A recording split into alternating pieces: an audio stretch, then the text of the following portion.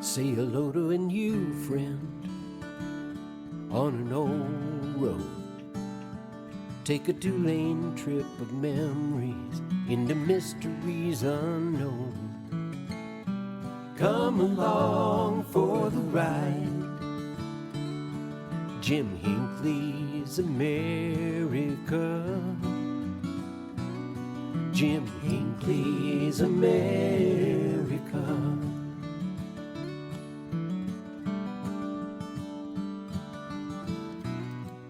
Hey, good morning, everyone. For those who joined us on the Sunday morning Coffee with Jim program, you noticed wasn't up to my professional self, had a bit of a bug coming on. And as you can see today, I've still got it. So it turns out it's a little bit more than a bug. But the show must go on. Let's see if I can get through this morning. And start our news series on independent thinkers, people who changed the world, had diverse interests. We're going to start this morning with a gentleman named Pomeroy, Laurence Pomeroy. I think you're going to find this quite interesting. Exactly why the Aluminum Company of America decided to diversify and initiate plans for the development of an automobile is a mystery. The timing is equally curious, as in late 1919, the world was gripped by an intense post-war economic recession. Another fascinating aspect of the project is the fact that the company retained the services of Laurence H. Pomeroy to oversee development. Born in London, England, Pomeroy had apprenticed as an engineer with the North London Railway Company. In 1905, he accepted a position with Vauxhall Iron Works Company, and in late 1907 was tasked with a project to redesign one of the company's engines to allow for Vauxhall to compete in the 1908 RAC 2,000-mile trial run. The cars modified by Pomeroy won several classes, and as a result, he was promoted to the post of works manager. In 1910, he modified a 20-horsepower Vauxhall that reached speeds of 100 miles per hour at Brooklands. This was also the year that he designed a car to participate in the German Prince Henry tours that were held from 1905 to 1911. This would become the basis for the now legendary Vauxhall's Prince Henry series, manufactured by Vauxhall from 1911 to 1914. These limited production models were internationally acclaimed for speed as well as durability. Excuse me. In 1914, H. Mosaic Buist, a leading automotive journalist, noted that of the three Vauxhalls which ran in the Prince Henry Tour, two got full marks for reliability, and all did about 65 miles an hour in the speed trial, which was really quite good for that engine with a four-seated body and a full complement of passengers. So many people desired cars of the special type that in 1911, it was made a regular product of the Vauxhall Works. And during the last year or so, a new style has sprung up. In this, the engine dimensions are 95 by 140 millimeters, the old bore stroke ratio having penalized the car under many hill climbing formula. All such formula which do not involve the cubic capacity of the engine are by common acceptance considered advantageous to engines with small bore and long strokes. The chassis follows the lines of the original Prince Henry, but has a longer wheelbase. They used to get kind of wordy in their editorials and articles, didn't they? I find it kind of fascinating, being a wordsmith. Pomeroy was also an early proponent for the use of aluminum in automobiles. However, in this he was not alone. Numerous automobile manufacturing companies, most notably Franklin of Syracuse, New York, were pioneering the use of the lightweight metal to enhance the performance of their durable air-cooled vehicles. Still, the car envisioned by the Aluminum Company of America was to be a true industry leader.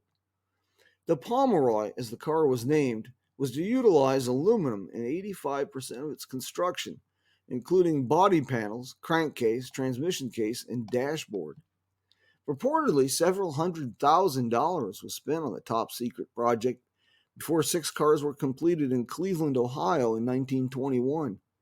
The 4-cylinder cars were vigorously tested before their introduction to the public the following year.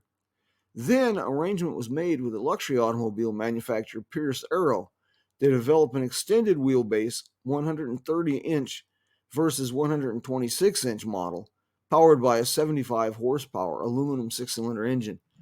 It was a logical partnership, as Pierce Arrow was another early proponent of aluminum, having made extensive use of the metal in the 1916 Model 66.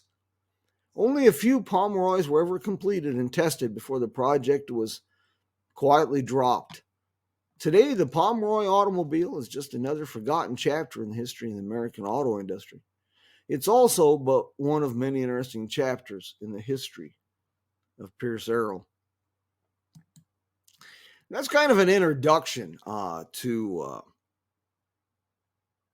our new series, Independent Thinkers, and I think you're going to be really fascinated. Next week, I'm going to introduce you to a fellow named Will St. Clair, and John Wills. His car, the Will St. Clair, was just one of many unique automobiles, but he contributed in surprising contributions to like Ford Motor Company and other companies along the way. I think you're going to find this extremely interesting, and it's going to be an opportunity to fill your head with lots of useless knowledge, if you will.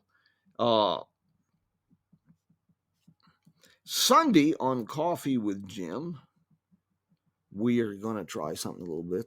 We've got another travel episode for you. We're going to be talking about Route 66 detours. This time, we're going to take you to Albuquerque, New Mexico, and talk to you about some great side trips with Albuquerque as the hub. Places you won't want to miss. Little short Sunday drives, if you will. Needless to say, a city as dynamic and old as Albuquerque, you could spend an entire vacation there and never see all that's in the city or in the surrounding area. Should be a lot of fun, and I hope you can join us for that. I'd like to give a shout out to David Brenner at the Roadrunner Lodge in Tucumcari, New Mexico, sponsor of today's program. David Brenner, the Roadrunner Lodge. David's done a great job creating a living, breathing time capsule circa 1960s on Route 66 with the nicest overlay of modern amenities that aren't intrusive to break that sense of time travel. You owe it to yourself if you're on a road trip adventure through eastern New Mexico. Pay a visit to David at the Roadrunner Lodge in Tucumcari, New Mexico. My friends, that's about it for today. We will see you Sunday morning. And until then, vaya con Dios, mi amigos.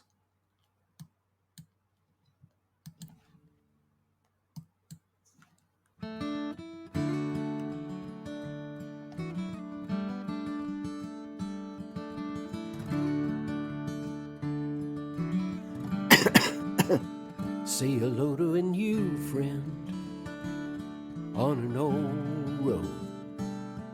Take a 2-lane trip of memories into mysteries unknown.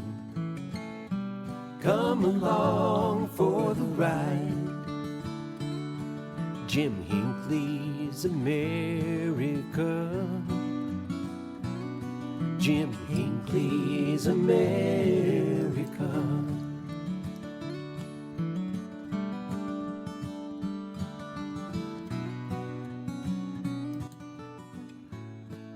See you Sunday morning, my friends. A little bit of music there from Joe and Woody and the boys of the Road Crew. Road Crew 66. Great road trip theme songs. Hey, take care, my friends. Adios.